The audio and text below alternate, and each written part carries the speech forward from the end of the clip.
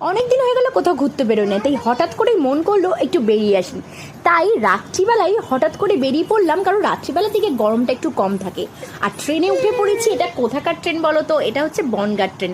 আমরা চলে যাচ্ছি আজকে চাঁদপাড়া, সেটাও হচ্ছে আবার আমার মাসি বাড়িতে।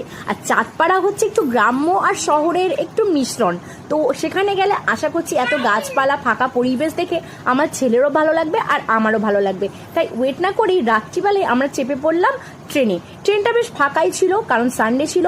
আর এদিকে আমার ছেলে ট্রেনের মধ্যে দুষ্টুমি চালু করে দিয়েছে। দেখতেই পাচ্ছ ট্রেনের মধ্যে কি শুরু করে দিয়েছে। বাবার ছেলের কাণ্ড কারখানা দিকে ট্রেনের সবাই তো তাকিয়ে ছিল, আর আমার ছেলে কোনো দিকে না তাকিয়ে তার দুষ্টুমি কিন্তু জারি রেখে দিল। তার কিছুক্ষণ পরে মাসি বাড়ি পৌঁছে গেলাম। বর বলল না, আমি এখান থেকে পরের দিন অফিস যাব। তাই এত রাতেই আমার ভাই জামাইবাবুর দাড়ি কেটে দিচ্ছে। আদরের জামাইবাবু আর শালার বন্ডিংটা বেশ কিন্তু ভালোই। এত রাতে জামাইবাবু আবদার করলো, আর শালা কিন্তু তার দাড়িটা